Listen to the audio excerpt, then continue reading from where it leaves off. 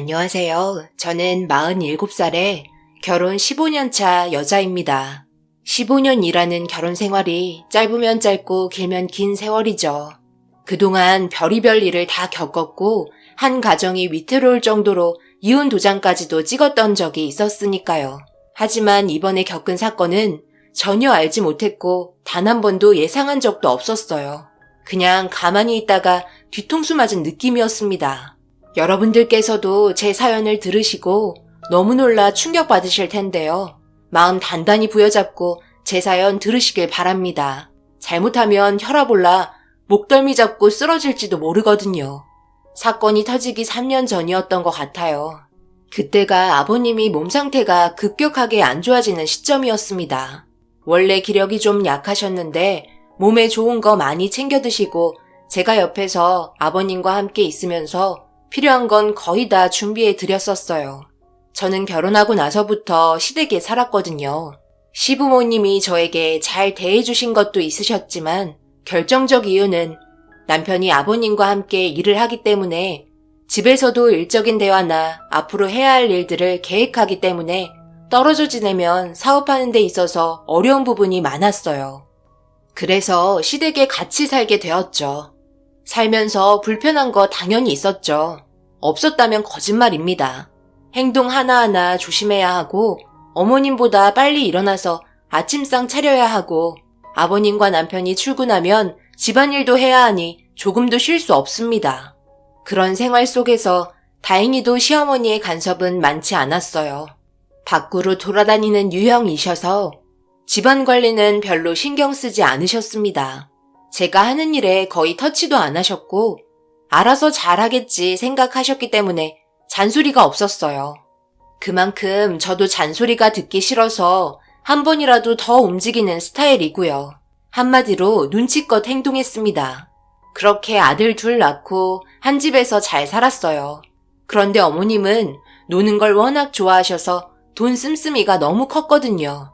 이 문제 때문에 아버님과도 많이 싸우셨고 그런 모습을 보던 저희가 정도가 심할 때도 있어서 말리기까지 했던 적도 있었습니다. 그런데 이번에 아버님께서 몸이 많이 안 좋아지면서 일이 잘 풀리지 않았어요. 자금 순환이 원활하지 않았기 때문에 돈을 좀 아껴야 했고 서로가 모여 아침밥 먹을 때 당분간 절약하면서 지내자고 얘기한 적이 있으셨죠.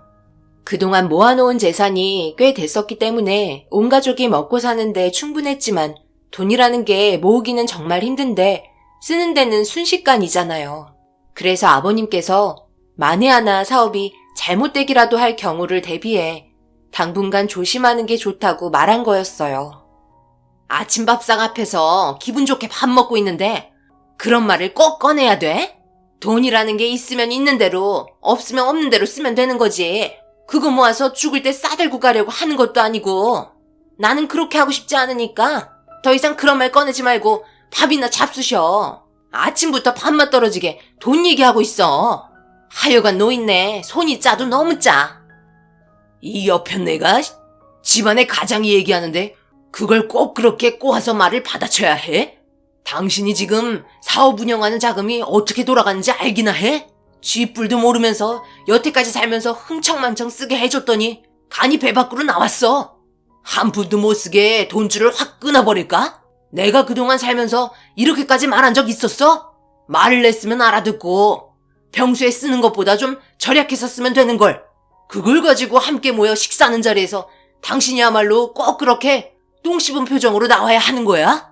아무것도 없는 옆에 데리고 와서 먹여주고 재워줬더니 아주 배가 불렀구만. 아버님은 화가 단단히 나셨는지 어머님을 바라보며 숟가락을 내리치면서 큰 소리로 화를 내셨습니다.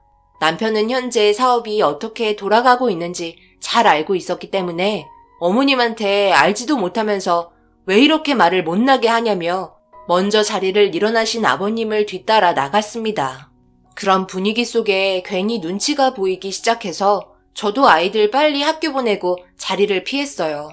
여기서 잠깐 어머님과 아버님 사이를 얘기해 드리자면 어머님이 아버님을 따라다니셨대요. 아버님 집안이 워낙 잘 사는 집안이었고 어머님 집안은 바람 불면 날아가 버릴 정도의 열악한 가정 환경 속에서 살고 있었습니다.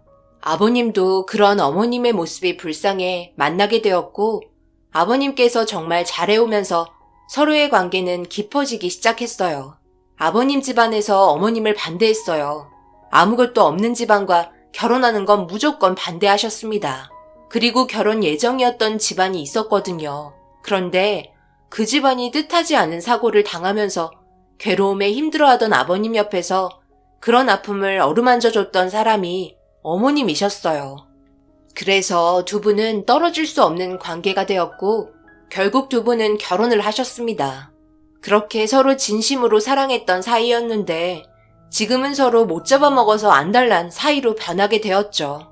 예전에 애틋하고 가슴 아픈 사랑이 살면서 서로 편해지고 적응이 되었는지 말도 잘 안 하시고 안 좋은 분위기는 날이 가면 갈수록 쉽게 사그러들지 않았습니다. 그래도 예전에는 금방 풀고 그랬는데 연세가 드시면서 고집이 생기신 건지 서로 먼저 손을 내밀지 않으셨어요. 그러다 보니 한번 폭풍이 휘몰아치면 그 불똥은 저와 남편에게 돌아오더라고요. 어머님의 히스테리는 정말 말도 못합니다. 평상시 때는 신경도 안 쓰셨던 걸 트집 잡기 시작하면서 사람을 말려버릴 정도로 상당히 힘들게 하더라고요. 남편은 미안하다며 그냥 넘어가자고 하지만 도가 지나칠 때가 한두 번이 아니었어요. 그날도 마찬가지였습니다. 그냥 지나칠 수 있는 문제들을 어머님과 단둘이 있을 때 분노를 표출할 데가 없어서 저에게 모든 걸 쏟아내기 시작했어요. 그런 행동들이 잘못됐다는 걸 알았던 저도 가만히 있진 않았죠. 얘, 너 이리 와봐라. 이것 좀 봐봐. 이것도 빨래라고 해놓은 거니? 내 옷에 묻은 자국은 손빨래해서 세탁기에 넣으라고 했잖아. 왜 한 번 말하면 듣질 않는 거야? 지금 시애미 성격 시험하는 거니? 오늘 왜 다들 나를 못 잡아먹어서 한달이야?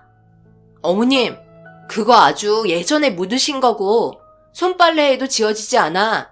세탁소에 맡겼는데 지워지지 않는다고 해서 그냥 넘어갔던 거잖아요. 기억 안 나세요? 그리고 여기 있는 빨래들은 그냥 막 빨아도 되는 빨래들이고요.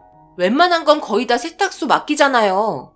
기분 안 좋으신 거 알고 있는데 어머님은 항상 화나셨을 때 저한테만 그러는 건 좀 아닌 것 같아요. 뭐라고? 네가 잘하면 내가 이런 찬소리 하겠니? 어따 대고 지금 말대꾸 하는 거야? 시애미 성격 몰라서 그러니? 너 일로 와봐라. 그리고 화장실 내가 청소하라고 했는데 왜 안 하는 거야? 타일 사이사이에 떼낀 것 봐라. 이것도 청소한 거니? 어머님, 그거 어머님이 하지 말라면서요. 그렇잖아도 어머님이 저 고생한다고 줄눈 시공업체 저번에 불렀잖아요. 오늘 오후에 오기로 하면서 싱크대 쪽이랑 현관 쪽 전부 하기로 했어요. 이것도 기억 안 나세요? 더 하실 말씀 있으신 거예요? 어머님은 얼굴이 붉어지셔서는 갑자기 시계를 쳐다보셨고 약속이 있었는데 늦었다며 고개도 들지 못한 채 급하게 나가셨어요. 그런 모습이 참 한심스러웠어요. 어떻게든 화풀이 대상으로 잡으려고 하는 게 보기 좋지 않았습니다. 이런 행동들이 반복 패턴이었어요. 예전에는 네네 하면서 죄송합니다, 빨리 해결할게요 라고 말했었지만 그게 저한테 오히려 역효과더라고요. 그래서 할 말은 해야 한다고 생각한 순간부터 이건 아니다 싶을 때는 어머님이 하시는 말에 대해 받아치기 시작했던 거였죠. 그렇게 한바탕 난리를 치고 조용해진 집안 정리하고 있는데 남편과 함께 출근하신 아버님께서 집에 들어오셨어요. 저를 보자마자 어머님을 찾으셨고 외출하셨다고 하니 곧장 아버님 방으로 들어가셨습니다. 한참을 있다가 나오시더니 꽤 많은 서류 봉투를 들고 나오셨어요. 얼굴 표정이 별로 좋아 보이지 않아 아버님 몸 상태가 걱정이 돼서 어디 안 좋으시냐고 여쭤보자 그런 거 없다며 나중에 보자고 얘기하시곤 급하게 밖으로 나가셨습니다. 그렇게 저는 밀려있던 집안일을 모두 끝내고 소파에 앉아 잠시 커피 한잔 하면서 휴식을 취하고 있었어요.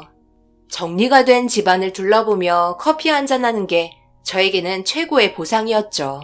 그렇게 조용해진 집안에 정적이 흐르는 분위기에 창가에 따뜻한 햇살이 비치는 걸 온몸으로 느끼고 있을 때 갑자기 아버님 방에서 쿵 하는 소리가 들렸고 순간적으로 너무 놀라 저도 모르게 비명을 질렀어요. 무언가 떨어지는 소리에 커피 마시다 말고 아버님 방문을 열었는데 오래된 나무 상자 같은 게 떨어져 있더라고요. 편지랑 사진들이 널브러져 있었고 한데 모아 상자에 다시 넣고 있는데 시부모님 예전에 젊었을 때 찍었던 사진이더라고요. 단둘이 찍은 사진도 있었고 여럿이서 찍은 사진들도 있었습니다. 과거의 시부모님 모습이 담긴 사진을 보고 있으니 시간 가는 줄 모르고 구경하게 되었어요. 그런데 누군가 들어오는 소리가 들려 급하게 상자에 정리해서 넣어둔 뒤 한쪽 귀퉁이에 놔두고 거실로 나왔어요. 어머님이 들어오셨고 양쪽 손에 엄청난 물건들을 가득 들고 오셨더라고요. 저는 너무 놀라 그게 뭐냐고 여쭤봤어요. 어머님, 그게 전부 다 뭐예요? 설마 어머님, 아버님이 오늘 아침에 얘기하셨는데 지금 쇼핑하고 오신 거예요? 이게 다 얼마예요? 예, 돈 싸들고 갈 것도 아니고 쓸 때 써야 되지 않겠니? 딱 보니 사업도 잘 안 되는 것 같구만. 그럼 허리 졸라매야 하는데 그때 되면 내가 사고 싶었던 것들 하나도 못 살 거 아니야. 그래서 이참에 미뤄뒀던 거 전부 다 구매했다. 간 김에 네 것도 하나 샀으니까 입어봐라. 명품이라서 질감이 확실히 다르고 좋긴 하더라고. 쓸 때 써야 되는 거야. 지금도 늙어서 입고 싶은 옷 엄청 많은데 주책인 것 같아 못 사는 것도 많아. 내일도 한 보따리 사올 테니 너도 가지고 싶은 거 있으면 지금 말해라. 어머님, 뒷감당 어떻게 하시려고 지금 이렇게 많은 것들을 구매하신 거예요? 몇 천만 원은 훌쩍 넘는 금액이잖아요. 시어머니는 제 말을 귀담아 듣지 않았어요. 조금 뒤에 엄청난 일이 벌어질 거란 생각을 하니 온몸에 닭살이 돋았고 두려움에 어머님한테 빨리 환불하라고 재촉했어요. 하지만 어머님은 제 말에 기분이 나쁘셨는지 구매한 물건들을 양손 가득 다시 들곤 방으로 들어가셨습니다. 그런데 그날 저녁 분명 아버님이 모든 사실을 알고 계셨을 텐데 아무 말 하지 않으셨어요. 그저 얼굴에는 그늘만 가득했습니다. 무슨 일인지 알 수 없었지만 눈빛이 되게 슬퍼 보였어요. 그리고 제가 생각했던 폭풍은 오지 않았어요. 언제부턴가 아버님은 어머님의 막 나가는 행동에 대해서 제지하지 않으셨고 어머님은 고삐 풀린 망아지 마냥 날뛰기 시작하셨습니다. 그동안 꾹꾹 눌러왔던 탐욕을 터트리고 말았어요. 그렇게 시간이 흐르는 동안 아버님의 몸은 점점 쇠약해져 갔어요. 얼굴빛도 검게 변하는 것 같고 눈색도 탁한 것 같아 아버님 몸이 별로 좋지 않은 것을 느끼고 걱정된다며 어머님에게 병원 좀 같이 가보시라고 얘기했지만 콧방귀만 끼셨어요. 어머님이 볼 땐 엄청 건강하다면서 절대 쉽게 죽지 않을 양반이라고 되려 큰 소리 치셨습니다. 그런데 그날 저녁 문제가 생기고 말았어요. 아버님이 무슨 가슴 아픈 일이 있으신 건지 혼자 주방에서 외로이 술을 드시고 계시더라고요. 저는 아버님 앞에 앉아 무슨 일이 있으신지 여쭤보았지만 씁쓸한 웃음만 보이고 계셨습니다. 많은 생각에 빠져 있었어요. 혼자 시간을 보내고 싶어 하시는 것 같아 간단한 안주거리 만들어드리고 자리를 피해드렸어요. 그런데 아버님의 흐느끼는 소리가 들렸고 조심스럽게 그 모습을 지켜보니 아버님 눈에서 눈물이 흐르고 있었습니다. 여태까지 결혼 생활하면서 한 번도 본 적 없었던 눈물이었어요. 언제나 저희 앞에서 강했고 지치지 않았던 아버님의 모습이 한없이 나약해 보였어요. 그제서야 들어온 아버님의 연약한 모습은 제 가슴을 너무 아프게 만들었어요. 그런데 아버님께서 갑자기 화장실로 달려가시더니 구토를 하시는 소리가 들렸어요. 뭔가 크게 문제가 있는 것 같다는 생각이 들었죠.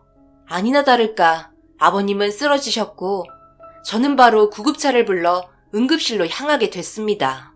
그리고 듣게 된 충격적인 말은 간암 말기 판정을 받게 되었어요. 간에는 악성 종양이 크게 자란 상태였고 복수도 가득 찼던 상황이었어요. 급하게 수술을 진행해야 하는 상황이었죠. 저희 가족은 충격적인 상황에 발을 동동 구르고 있는데 어머님이 하신 말에 남편이 화를 내려고 하는 순간 저도 모르게 제가 어머님께 화를 내고 말았어요. 아무리 그래도 그렇지 한평생 함께 지내왔던 배우자인데 말이 너무 심했거든요. 지 몸 지가 간수 잘해야지. 뒤지는데도 다 이유가 있는 거야. 나 봐라. 얼마나 몸이 건강해. 죽어라 돈만 벌고 일만 하다 죽을 날만 기다려야 하네. 이게 뭔 미련한 짓이야. 한심스럽다 못해 병원비도 아깝다. 어머님, 지금 그게 아버님 누워 계신 앞에서 할 말이에요? 아버님이 이렇게까지 된 이유 모르세요? 그동안 저희 가족 먹여 살리려고 피땀 흘려 노력하셔서 이렇게 된 거잖아요. 어머님이 속만 안 썩였어도 건강하게 잘 지내셨을 거라고요. 아버님이 돈 버는 족족 죄다 갖다 쓰니 돈이 모이겠어요? 어떻게 혼자만 생각하세요? 저희는 안 보여요. 정말 이기적이시네요. 세상 먼저 떠날 사람은 아버님이 아닌 어머님이세요. 저도 이런 말 할 자격 있고요. 아버님 간병해드려야 하니까 당장 나가세요. 아버님도 어머님한테 간병 받는 거 원하지 않을 테고 생각조차 없으실 거예요. 당장 나가시라고요. 정말 너무하세요. 그 순간 시어머니 제 말버릇이 너무 나쁘다며 병실에서 애들도 보는데 저를 밀치면서 막말을 이어 붙였습니다. 남편도 그런 모습에 실망했는지 어머님 팔을 붙잡고 밖으로 끌고 나갔어요. 조용했던 병원 전체가 아주 난리가 났었죠.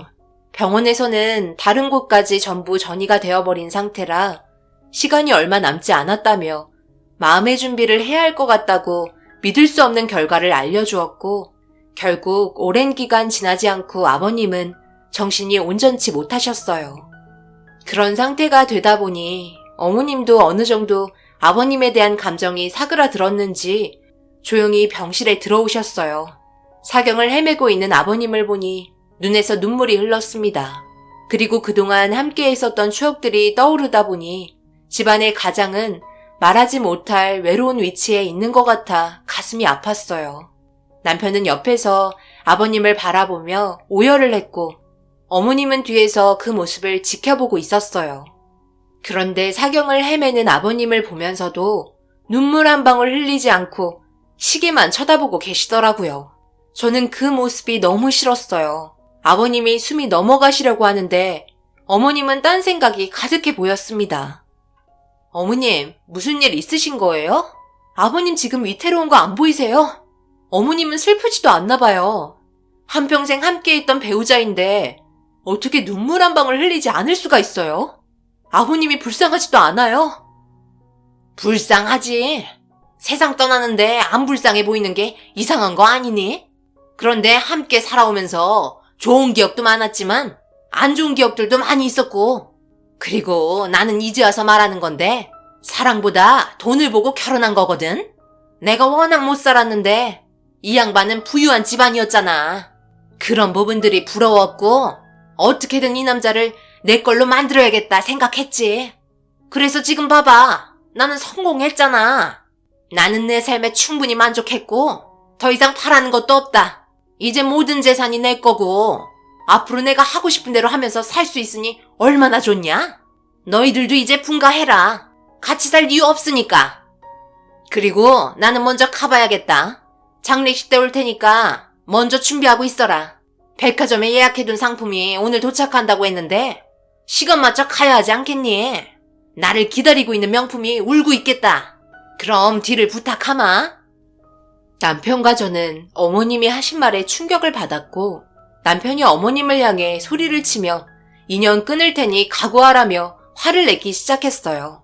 하지만 어머님은 아무렇지도 않은 듯 병실을 나가려고 하는데 그 순간 어머님 어깨를 치며 들어온 한 여자가 아버님 손을 잡고 하염없이 울기 시작했어요. 너무 서럽게 눈물을 흘리는 모습에 저희 모두 당황했습니다. 그런데 남편이 그 여자에게 조심스럽게 다가가 어깨에 손을 얹으며 위로해주고 있었고 저와 어머님은 그 모습을 보고 멍하니 지켜보고 있었어요. 그리고 저는 아버님과 의문의 여자와 남편이 제가 알지 못하는 어떤 관계를 형성하고 있다는 걸 알게 되었습니다. 저는 남편의 어깨를 조심스럽게 툭툭 치며 무슨 일인지 물어봤고 힘겹게 일어난 남편은 어머님을 향해 분노의 눈빛으로 쳐다보고 있었어요. 어머님은 자기를 왜 째려보는지 알지 못해 어리둥절하며 무슨 상황인지 설명하라고 다가오셨어요. 남편은 어머님을 쳐다보며 뻔뻔하다면서 절대 용서하지 않을 거라며 입을 열기 시작했고, 저는 남편의 말에 충격을 받고 말았습니다. 그리고 어머님과 거리를 두기 시작했어요. 어머님은 사람이 아니었고 그동안 엄청난 사실을 숨겼습니다. 당신이 사람이야? 어떻게 그렇게 끔찍한 일을 저지를 수 있었던 거야? 아버지한테 이 사실을 듣고 나는 그때부터 어머니의 모습이 전부 소름 돋을 정도로 끔찍했어. 돈이 그렇게 좋아? 내가 하는 말이 무슨 뜻인지 모른다는 표정 짓지 마. 그날의 사고 생각 안 나? 아버지가 결혼을 약속했던 집안을 당신이 쑥대밭으로 만들었다며. 어떻게 그런 짓을 할 수가 있어? 어떻게 가스통 호스를 잘라서 온 가족이 세상을 떠나게 만들었냐고. 그나마 다행이었던 건 뭐였는 줄 알아? 그때 아버지와 결혼을 약속했었던 배우자는 의식이 있었다는 거야. 내사 상태였지만 그래도 목숨을 유지하고 있었다는 게 기적이었지. 그런데 그런 사실을 알게 된 해외에 계셨던 친척들이 그분을 데려가셨고, 해외 출장 다녀온 아버지께는 전부 다 세상을 떠나게 됐다며 어머니가 사실을 거짓으로 포장해 해외에서 치료를 받고 있었던 그 사람에 대한 존재를 숨기고 있었지. 다 알고 있었으면서. 더 웃긴 건 그분과 아버지의 사이를 질투하고 계셨다는 거야. 대학교도 겨우 다니던 사람이 잘 사는 집안 사람들끼리 연애하는 모습이 꼴보기가 싫었던 거지. 그래서 그런 무서운 짓을 저질렀던 거고, 그리고 뒤이어 아버지한테 접근해서 마음을 빼앗았고 결국 계획대로 성공하게 되었지. 이런 사실을 어떻게 알았냐고? 예전에 아버지가 몸이 안 좋아지다 보니 그때의 기억들이 떠오르셨는지 납골당에 찾아가셨는데, 그때 한 여자가 눈물을 흘리며 그곳에 서 있었고 처음 본 여자가 괴로워하는 모습에 물어보니, 더 충격적인 건 내사 상태였던 아버지와 결혼을 약속했었던 그분이 기적적으로 의식만 깨어있을 수 있었는데 그분의 배는 점점 불러오고 있었어. 바로 아버지의 아이가 자라고 있었던 거야. 그리고 그 아이가 세상에 태어나자마자 결혼을 약속했던 배우자는 동시에 세상을 떠나고 말았지. 그리고 그 아이가 자라서 부모가 되었고 지금 여기에 오열을 하고 있는 여자가 바로 아버지 손녀인 거지. 당신의 욕심이 사람들의 인생을 처참하게 바꿔놓았어. 그 탐욕 때문에. 이 사실을 알게 된 순간부터 아버지는 매일같이 술을 마셨고 가슴을 치며 오열하셨다고. 남편은 눈물을 흘리면서 어머님에게 미친 듯이 소리를 질렀고, 어머님이 한 행동에 대해서 증거 있냐고 물어보면서 발뺌하고 계셨어요. 눈빛 하나 변하지 않고 거짓말 하시는데 뒤이어 병실에 들어온 사람은 다름 아닌 아버님의 친딸이었습니다. 그리고 어머님한테 무언가를 던진 건 다름 아닌 가스통의 호수였고, 아버님이 예전에 상자에서 발견했을 당시 어머님한테 뭐냐고 물어봤는데 추억이 담긴 물건이라며 힘들 때 그 호수를 보면서 그때의 기억을 떠올렸다는 충격적인 말을 남편이 얘기해주고 있었어요. 그 말을 남편에게 했을 당시 아버님은 어머님이 사정이 어려워 힘들었을 때가 많았었다며 그런 사소한 얘기들까지 오고 간 것 같았어요.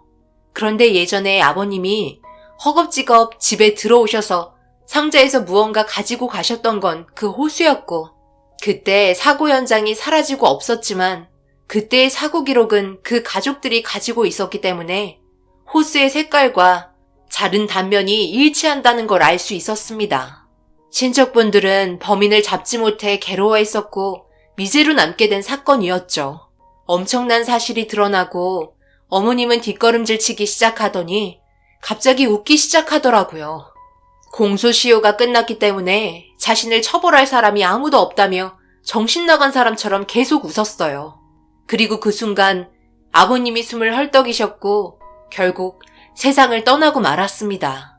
어머님은 아버님의 재산이 모두 자기께 됐다며 그 기간 정말 힘들었다고 병실에서 나가려고 하는 순간 남편에게 서류 한 장이 들려 있었어요. 그 서류는 아버님의 전 재산은 하염없이 울고 있었던 젊은 여자에게 상속한다는 유언장이었고 자필 증서와 녹음 파일, 그리고 아버님이 직접 유언의 내용을 담으신 영상이 있었습니다. 그리고 남편이 함께 그 영상에 참여했고 증인으로서의 역할을 했기 때문에 법적인 효력이 확실하게 적용이 되는 유언이었어요. 남편이 보여준 내용을 보는 순간 어머님은 남편에게 다가가더니 그동안 먹여주고 키워줬는데 어떻게 그럴 수 있냐고 남편 얼굴에 손이 올라갔습니다. 남편은 어머님의 자식으로 태어났다는 게 너무 원망스럽고 소름이 돋는다며 이런 사실을 알게 된 순간부터 죽고 싶었던 순간이 한두 번이 아니었다고 눈물을 흘렸어요. 남편은 그동안 아버님과 남은 기간 모든 걸 준비하느라 철저하게 숨기고 있었고 어머님이 가지고 갈 재산은 하나도 없었습니다. 어머님은 법대로 하자며 절대 그렇게 두지 않겠다고 난리를 치셨어요. 그리고 그 자리를 급하게 도망치셨습니다. 어차피 모든 벌은 하늘이 내려줄 거라며 아버님의 장례가 먼저였어요. 아버님의 친딸 되시는 분은 그동안 아버님과 지속적으로 만남을 가져온 것 같았습니다. 영정사진 앞에서 하염없이 눈물을 흘리셨고 어머님은 끝내 장례식장에 나타나지 않으셨어요. 그렇게 아버님의 장례식이 끝이 나고 어머님과의 분쟁이 시작이 되었어요. 법적인 처벌을 할 수 없다는 게 너무 큰 충격이었고 경찰서에서도 공소시효가 끝이 난 사건이기 때문에 그때의 자료는 하나도 남아있지 않다며 사건 기록을 확인할 수 없었습니다. 결국 저희 손으로 어머님을 처단해야 했어요. 어머님은 재산을 어떻게 해서든 뺏기지 않으려 자신이 가지고 있었던 개인 재산으로 변호사를 선임해 치열한 법적 공방이 일어났고 결국 최소한의 재산만 어머님한테 돌아갈 수 있었습니다. 땅을 치며 그럴 수 없다고 난리를 치셨지만 법이 판결을 내린 건 번복할 수 없었어요. 그리고 아버님과 함께 행복하게 지냈던 집은 남편 명의로 돌려놨었기 때문에 남편은 그 집을 처분했고 저희는 어머님이 모르는 곳으로 이사를 하게 되었습니다. 어머님은 자기가 가진 개인적인 재산으로 충분히 살 수 있다며 저희 모두 다 필요 없고 돈만 있으면 된다고 저희와 등을 돌리셨어요. 자신의 잘못은 절대 뉘우치지 않는 그런 모습에 온 가족이 분노했습니다. 그래도 아버님이 세상을 떠나시기 전에 계획하셨던 일들이 모두를 보호해줄 수 있어 정말 감사했어요. 남편은 아버님을 잃은 아픔에 한동안 힘들어했지만 가정을 지켜야 했기 때문에 아버님과 함께한 그동안의 노하우를 바탕으로 다시 사업을 재기했고 꽤 성공적인 결과를 가지고 오게 되면서 저희 가족이 먹고 살 정도의 경제적인 환경은 갖출 수 있게 되었습니다. 남편은 저에게 가끔 물었어요. 재산 전부가 그 사람들에게 갔는데 괜찮냐고. 저는 남편의 말에 대답해 줬어요. 돈보다 사람이 우선이고 그 사람들의 아픔을 돈으로도 보상해 줄 수 없다며 그 많은 재산을 받고도 전혀 위로가 되지 않을 거라고 전혀 아깝지 않고 행복하게 잘 살길 바란다고 대답해 주었습니다. 그렇게 저희 가족은 똘똘 뭉쳐 행복하게 살기 위해 열심히 앞만 보며 달려왔어요. 그런데 남편에게 전화 한 통이 오게 되었고 수화기에서 들려온 소식은 어머님의 보호자가 남편이 맞냐는 전화였습니다. 그리고 이어서 듣게 된 내용은 어머님이 세상을 떠났다는 믿을 수 없는 소식을 전해 들었어요.